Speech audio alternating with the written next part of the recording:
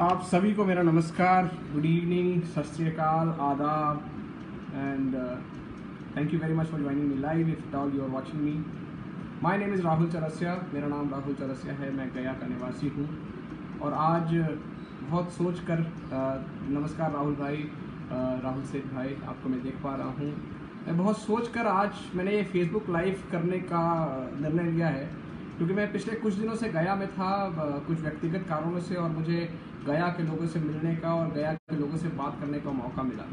मैं गया के एक बड़े ही प्रबुद्ध परिवार से बिलोंग करता हूँ। मेरे दादाजी स्वर्गीय श्री कन्हैयालाल चौरसिया गया कांग्रेस कमेटी के लीडर रहे हैं, गया की म्यूनसिपैलिटी के चेयरमैन रहे हैं। मैं एक बड़ा अदना सा आदमी हूँ उनके सामने। मैं MBA करने के बाद आज एक मल्टीनेशनल कंपनी में ठीक ठाक पद पर कार्यरत हूँ।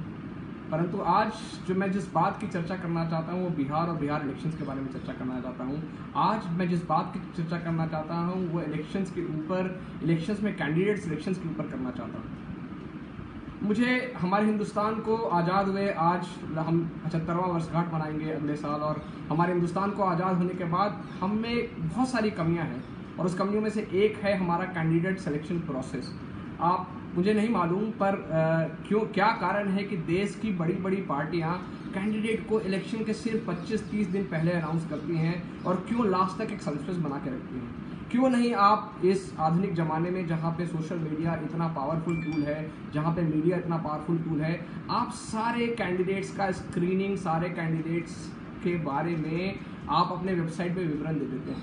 आम आदमी पार्टी ऐसा कुछ विचार लेकर के आई थी, परंतु वो भी किसी अन्य पॉलिटिकल पार्टी की तरह हो गई है। और मुझे ऐसा लगता है कि ये बहुत ज़रूरी है हमारे देश में, ये बहुत ज़रूरी है हमारे भारतवर्ष में कि हम सब लोग अब कुछ अमेरिका से भी सीखें, कुछ इंग्लैंड से भी सीखें, और हम अपने सारे प्रत्याशियों के बारे में पहले से जानकारी प्राप्त करें। क्यों नहीं जनता को भी अधिकार हो कि कौन सा क्या प्रत्याशी चुना जाए, उसके बारे में उसकी पूरी जानकारी हो। इलेक्शन कमीशन ने काफ़ी अच्छे काम किए हैं। इलेक्शन कमीशन कहता है कि आप अभी सारे कैंडिडेट्स के जितने भी पॉलिटिकल केसेस हैं, जितने भी केसेस हैं उसके बारे में बताएं, परंतु इलेक्शन कमीशन के साथ साथ देश की जनता, राज्य की जनता, शहर की जनता को भी पहले से कैंडिडेट्स के बारे में एक वर्चुअल निर्णय लेने का मौका क्यों नहीं दिया जाता। क्यों ये नहीं कहा जाता है कि आप कौन से कैंडिडेट को चुनना चाहते हैं और कौन सा कैंडिडेट किस पार्टी में होना चाहिए। पार्टी का सिलेक्शन प्रोसेस बड़ा ही ओपेक है। बहुत बार कहा जाता है कि भैया अगर आप इलेक्शन लड़ना चाहते हैं तो आपके पास इतने पैसे होने चाहिए, इतने पैसे में आप टिकट खरीद सकते हैं, तभी आपको उम्मीदवारी मिलती है। कुछ लोग एक सीट पर बैठकर कई वर्षों तक उसी सीट पर बैठे रहते हैं। आज मैंने कुछ पॉइंट्स नोट किए हैं अपने इस पैड पे, और सबसे पहले मैं बिहार के हिस्ट्री के ऊपर जाना चाहूँगा। बिहार में अशोक जैसा महान राजा हुआ, बिहार के अंदर में बहुत ही महान साम्राज्य हुए, और हम सब मगध की धरती से बिलोंग करते हैं। मगध जिसकी राजधानी पाटलिपुत्र थे, उसमें गया का बड़ा विशिष्ट स्थान रहा है। चाहे हम बिंबिसार की बात करें, चाहे अशोक की बात करें, या किसी भी राजा की बात करें, गया का अपना एक विशेष स्थान है। गया में श्री विष्णुपद वेदी, जिसे हम आम भाषा में विष्णु मंदिर के रूप में जानते हैं, उसका अपना एक विशेष स्थान है। गया में बोध गया का अपना एक विशेष स्थान है। गया बिहार एक ऐसी धरती है जहाँ पे सबसे पहले प्रजातंत्र का जन्म हुआ था, और प्रजातंत्र के जन्म होने वाले स्थान पर आज बिहार में इलेक्शन में सिलेक्शन का क्राइटेरिया, अर्थात आप राजनीति में अगर आप आना चाहते हैं, उसका सबसे बड़ा क्राइटेरिया है कि आपके बाहु में कितना बल है, अर्थात आप कितने बड़े बाहुबली हैं। दूसरा, आप कितना पैसा दे सकते हैं नेताओं को एक अच्छे कैंडिडेट को सेलेक्ट करने के लिए। मुझे इस बात का बड़ा दुख है, बड़ा क्षोभ है। मैं अपने ब्लॉग्स लिखते रहता हूँ। मेरा वेबसाइट है rahulchorasiya.blogspot.com, आप उस पर पढ़ सकते हैं। और मेरा बस इतना ही जानना चाहता हूँ कि जब देश में लोकतंत्र है तो पार्टियों में लोकतंत्र क्यों नहीं है, और अगर पार्टी में लोकतंत्र है तो फिर ट्रांसपेरेंसी क्यों नहीं है, और ट्रांसपेरेंसी अगर है तो बार बार हर इलेक्शन के दौरान ये घटनाएं क्यों सुनी जाती है कि किसी अच्छे कैंडिडेट को छोड़कर किसी दागी कैंडिडेट को चूज किया गया है, और क्यों देश, राज्य और शहर की जनता को एक अच्छा कैंडिडेट नहीं दिया जाता। ये एक बहुत ज़रूरी चीज़ है। इसमें मैं अपने ग्रेजुएशन के ज़माने की 4 लाइनें बोलना चाहूँगा हमारे गया के बारे में, कि नहीं मानता यहाँ कोई अनुशासन को, नहीं मानता यहाँ कोई अनुशासन को, नियम पे चलना यहाँ सभी को खलता है। इस देश में भैया जीना उसका जीना है जो सिद्धांतों को ताक पे रख के चलता है, चलता है, चलता है, चलता है। इस देश में भैया सब कुछ चलता है। खैर, कैंडिडेट सिलेक्शन प्रोसेस के बाद मैं गया की गंगा जमुनी तहजीब के बारे में बात करना चाहूँगा। गया में मेरे सभी धर्मों से, सभी संप्रदायों से मेरे विशेष मित्र रहे हैं। मेरा मित्र शारे अली हक, मेरा मित्र मेहदी इमाम, जो कि शायद हिंदू धर्म को बिलोंग नहीं करता, परंतु मेरे सबसे अभिन्न मित्र हैं। मैं, अमित, शिशिर, शारे, ऐसे बहुत सारे मेरे मित्र हैं जो कि हमको कभी तक पता ही नहीं चला कि हम हिंदू हैं कि मुसलमान हैं। एक कहानी भी थी, ना मैं हिंदू हूँ ना मुसलमान, मुझे जीने दो, दोस्ती है मेरा ईमान, मुझे जीने दो, किसी बड़े शायर ने लिखा है। परंतु आज मुझे ऐसा क्यों लग रहा है कि पार्टियां, आज ऐसा क्यों लग रहा है कि कैंडिडेट सिर्फ जातिगत, सिर्फ धर्मगत और सिर्फ दलगत राजधानियों जातियों में रह गए हैं।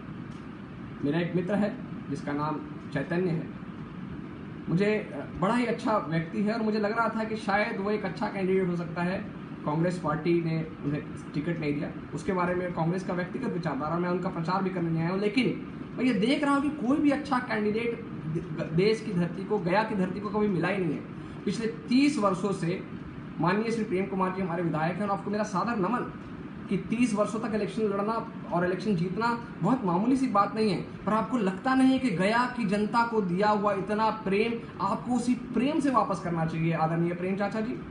आपको लगता नहीं है कि गया में ऐसा कोई अस्पताल नहीं है जहां पे आप अपना खुद का इलाज करा सकें? और जिस दिन गया में ऐसा अस्पताल हो जाएगा जो कोई एमएलए बना देगा, जिसमें गया का एमएलए, गया का एमपी खुद इलाज करा सके, मैं धन्य हो जाऊंगा। मुझे बड़ा दुख हुआ जब मेरे दादाजी का अंतिम दिन था। शायद अगर हम उन्हें दिल्ली में रखते तो कुछ और वर्षों तक उनको जीवित रख पाते। गया में कोई अच्छा अस्पताल नहीं है। मुझे बड़ा दुख है जब मेरे पिताजी पे नक्सलियों का अटैक हुआ था और उन्हें अपना एक आँख खोना पड़ा क्योंकि गया में एक अच्छा अस्पताल नहीं है। मुझे बड़ा दुख है कि जब मेरे पिछले हफ्ते जब मेरी मम्मी की तबीयत खराब थी और मैंने बड़ा कोशिश किया, परंतु उतना अच्छा डॉक्टर मुझे नहीं मिल पाया। और ये जो मेरी घटना है, ये सिर्फ मेरी नहीं है, ये मेरे जैसे उस गया के सभी लोगों की है जो किसी अच्छे स्कूल से पढ़ाई किए हैं, जो चाहते हैं कि गया में अपना करियर का निर्माण करें।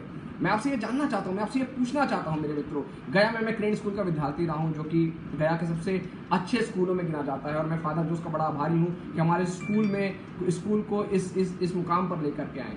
परंतु जब हमने एज एन एल्यूमनाई जब हमने ये पता करना चाहा कि गया में गया क्रेन स्कूल के कितने विद्यार्थी रहते हैं, आपको ये जान के आश्चर्य होगा कि गया क्रेन के 97% विद्यार्थी दिल्ली, बम्बई, पुणे, बेंगलोर, चेन्नई और विदेशों में रहते हैं। क्यों? क्या गया में कोई स्पेशल इकोनॉमिक जोन का निर्माण नहीं हो सकता? मगध जिसके बारे में इतिहास में पढ़ा जाता है, जिसके बारे में जब मैं जर्मनी में म्यूनिक गया था, मगध की हिस्ट्री के ऊपर मैंने किताब देखी थी और मेरा छाती एक्चुअली में 56 इंच का हो गया था। तो क्या आप बताइए कि जब इस प्राचीन धरती पर आज तक हमारे किसी विधायक, किसी एमपी ने स्पेशल इकोनॉमिक जोन का निर्माण क्यों नहीं किया? गया पहुंचना लगता है कि बराबर पहाड़ियों के दुर्गम क्षेत्र से हम गया जा रहे हैं अगर आप पटना से गया के रास्ते में आते हैं। माननीय प्रेम चाचा जी, आदरणीय प्रेम कुमार जी, आपसे मेरा ये प्रश्न है कि आपके 30 वर्षों के शासनकाल में लगभग 20 वर्ष आप मंत्री रहे हैं, आपको नहीं लगता कि जब आप गया से पटना आते हैं, आपके पास तो एक अच्छी गाड़ी है, परंतु हम जैसे गरीब लोग जो थोड़ी कम अच्छी गाड़ियों में आते हैं, गाड़ियों को इतना हिचकोला नहीं खाना चाहिए?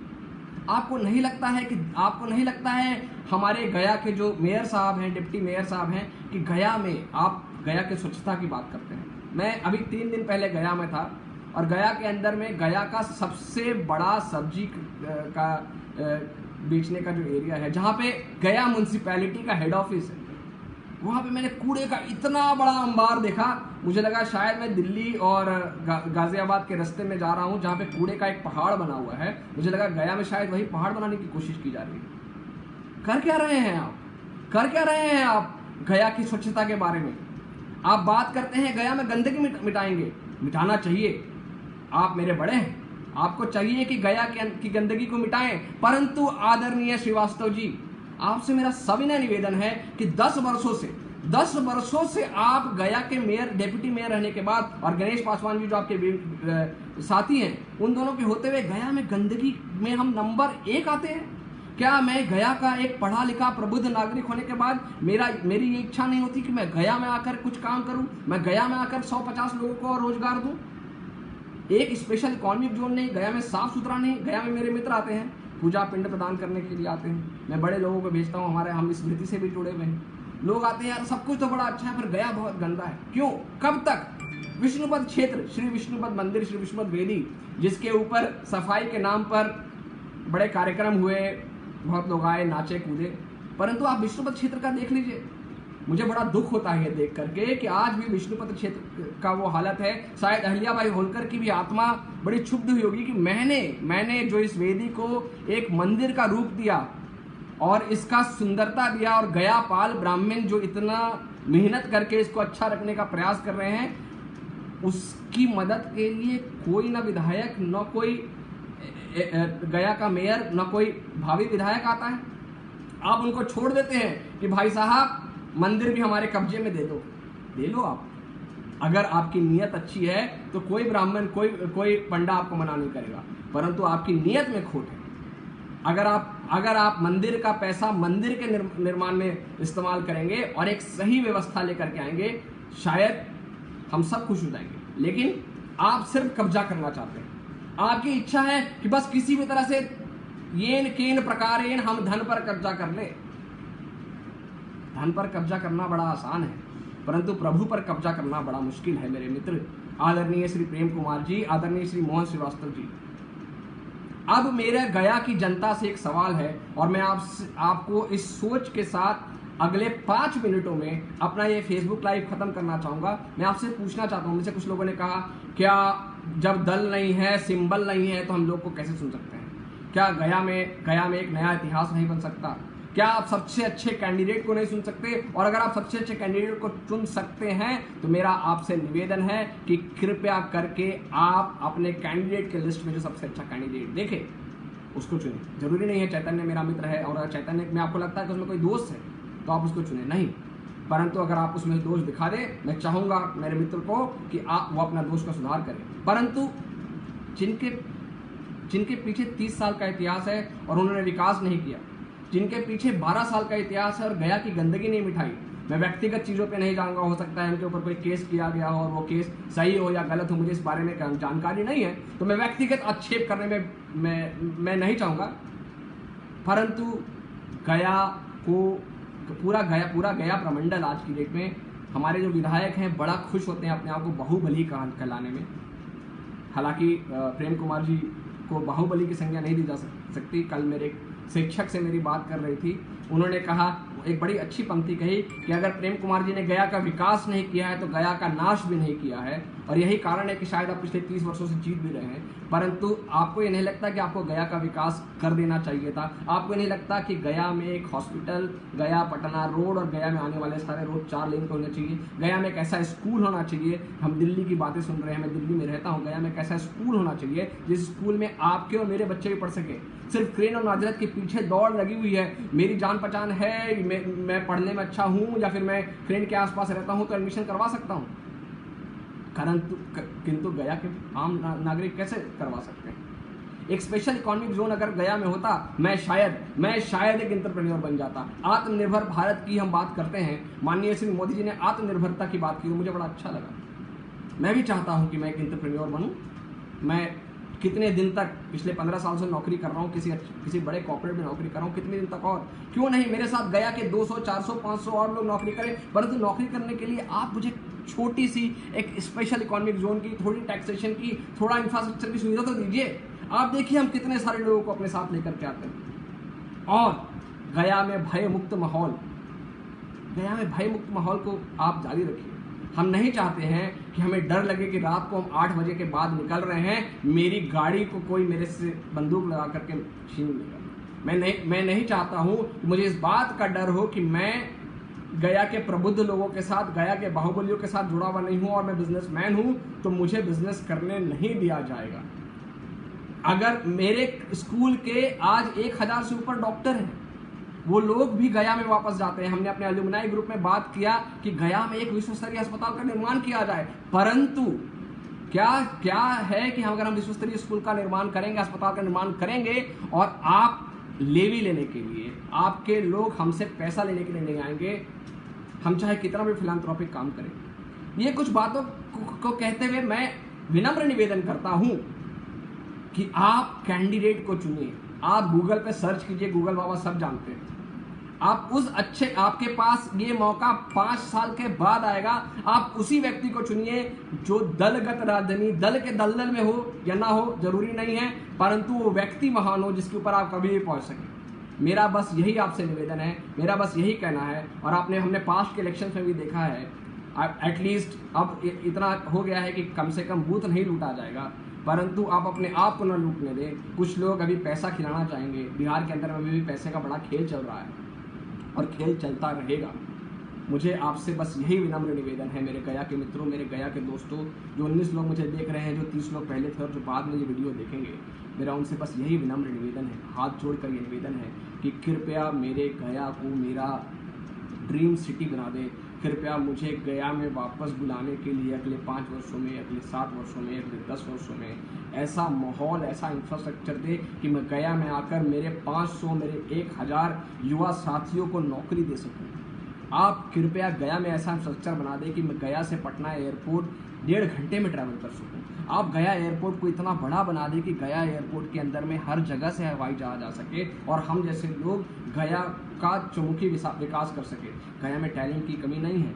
आप किसी भी फील्ड में चले जाइए, मैं बहुत सारे IAS ऑफिसर से मिलता रहता हूँ, मैं बहुत सारे ब्यूरोक्रेट से मिलता रहता हूँ, मैं बहुत सारे कॉर्पोरेट्स के टॉप कॉर्पोरेट से मिलता रहता हूँ। आपको जानकर खुशी होगी, आश्चर्य होगा कि हमारे गया के लोग, हमारे बिहार के लोग लगभग हर जगह पहुंचे हुए हैं। हम उस ब्रेन को वापस गया में क्यों नहीं ला सकते और क्यों ड्रेन करवा रहे हैं? और ड्रेन से मुझे याद आया कि गया के जो ड्रेन्स हैं, जिनकी जिम्मेदारी आदरणीय श्री डिप्टी मेयर जी के साहब हैं, धामीटोला के रोड में एक बार आप जाकर के देखिए, पिछले 10 वर्षों से, पिछले 15 वर्षों से तालाब बना हुआ है। श्रीवास्तव जी, कुमार साहब तो सोए हुए हैं ही, आपको भी जागने की जरूरत है। और आप सब मिलकर, जो भी गया का विधायक बने, आप सब मिलकर गया में ऐसा माहौल दे कि गया के अंदर में आने में हमें खुशी हो। मेरा बेटा बोलता है, पापा I don't want to go to Gaya. 6 वर्ष का है। मैंने पूछा क्यों? बोला गया इज वेरी डर्टी, बहुत गंदा है गया पिताजी। मुझे इस बात का बड़ा दुख होता है। मुझे गया से विशेष प्रेम है क्योंकि मेरा वहाँ जन्म हुआ है। और मेरा आपसे विशेष निवेदन है कि प्लीज़ मेरे जन्मभूमि को मेरा कर्म भूमि भी बना दें और मुझे वापस आने के लिए ऐसा एक इंफ्रास्ट्रक्चर कर दें। और इसके लिए मेरे गया के सभी मेरे मित्रों से निवेदन है कि आप प्लीज़ कैंडिडेट का चुनाव करें। कैंडिडेट देखकर, आपको ये मौका 5 साल में एक बार आएगा, आप कैंडिडेट देखकर अपना मत का दान करें। मेरा बस यही निवेदन है। कांग्रेस बीजेपी तो पैसों का खेल खेलती रहेगी, कांग्रेस बीजेपी तो करती रहेगी, उनको वो उसी को सीट देंगे जिससे उनका कुछ धन का फायदा हो। आप उन्हीं को वोट दिए जिससे आपके मन का फायदा हो, जिससे आपके तन का फायदा हो, जिससे आपके शहर का फायदा हो। बस यही कहते हुए मैं अपना फेसबुक लाइव यहाँ समाप्त करना चाहूँगा। मैं चाहूँगा कि अगर आप में से कोई आदमी चाहते हैं कि मेरे साथ फेसबुक लाइव में आए और कुछ वार्तालाप करना चाहते हैं तो मैं अगले 5-7 मिनट और लगाना चाहूँगा। परंतु अगर आपका कोई सवाल है और आप सामने टाइप करते हैं, मैं सवाल भी ले सकता हूँ। अगर कोई सवाल है, मेरे मित्र गगन हैं जो कि कांग्रेस के बड़े लीडर हैं, मेरा उनसे निवेदन है कि अगर वो आप भी मेरे साथ आएँ। वो मेरे क्रेन स्कूल के वो भी एक विद्यार्थी हैं। और अगर आप गगन जी, आप भी अगर आएँ तो मैं चाहूँगा कि आप भी कहें हम क्रेन स्कूल बहुत ये उन कुछ विशेष लोगों में हैं जो गया में अपनी आजीविका चला पा रहे हैं और हम बाकी के 97% लोग गया से बाहर निकल गए क्योंकि गया में हमारे लायक कोई ऐसा काम करने का क्षेत्र नहीं बना है। मैं आपसे सभी ने निवेदन करता हूँ, मेरे सभी साथियों से सभी ने निवेदन करता हूँ, ए, कैंडिडेट को देखकर वोट दे, कैंडिडेट को सोचकर वोट दे। और बी, जो भी हमारे भावी विधायक बनते हैं उनसे मेरा निवेदन है कि मेरे जो 5 मांग है, एक ऐसा अस्पताल जिसके अंदर में आप अपना खुद का इलाज करा सके, ऐसे रोड 4 लेन के रोड जहाँ हम द्रुतगामी स्पीड से हम गया में अंदर आ सके, ऐसा स्कूल जहाँ आपके और मेरे बच्चे पढ़ सके और हमें सिर्फ क्रेन और नाजरत के पीछे नहीं जाना पड़े। जस्ट बिकॉज मैं क्रेन का अलुमिनाई शायद मेरा बच्चा पढ़ लेगा, पर मेरे भाइयों का और मेरे बाकी लोगों का बच्चा कैसे पढ़ेगा क्योंकि वो अलुमिनाई नहीं है, उनके लिए अलुमिनाई का कोटा नहीं।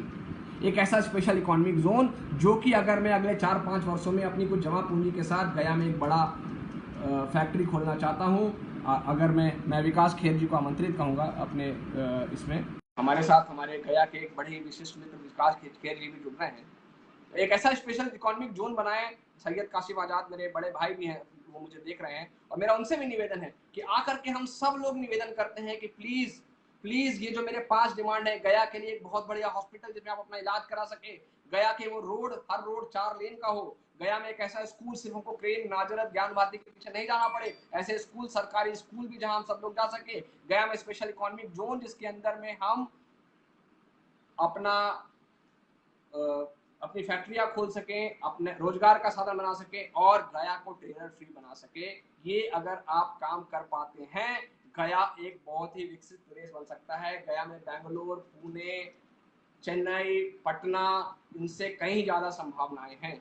हमारे पास हर वो चीज है जो एक शहर में होना चाहिए। इसीलिए मैं आपसे विनम्र निवेदन करता हूं, हमारे भावी विधायक जो भी गया में चुन करके आएंगे, मेरा आपसे विनम्र निवेदन है, मेरा आपसे सविनय निवेदन है कि कृपया करके इन मांगों पर ध्यान दें। और मेरा गया के सभी मित्रों से सविनय निवेदन है कि कृपया जब आप अपने मत को दान करें तो आप धन को नहीं, आप मन को देखकर वोट दें, आप व्यक्ति विशेष को देखकर वोट दें। मैं बस यही कहना चाहूंगा। और ये कहते हुए मैं आप सबों को बहुत बहुत धन्यवाद देता हूं कि आपने अपना विशेष समय मुझे दिया, आप मुझे सुने।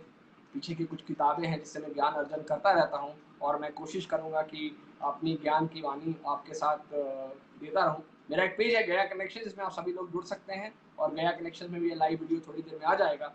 इसके अलावा मेरा मैं ब्लॉग लिखता रहता हूँ rahul.blogspot.com, rahul.chaurasia@blogspot.com। आप चाहें तो उसके अंदर में भी मुझे देख सकते हैं, मुझे पढ़ सकते हैं। आप सबका बहुत बहुत धन्यवाद जो लोग आए, और आप सभी का मैं बहुत आभारी हूँ। जय भारत, जय हिंद, जय गया, जय श्री राम। और आप सभी को मेरा आदाब, प्रणाम, नमस्कार।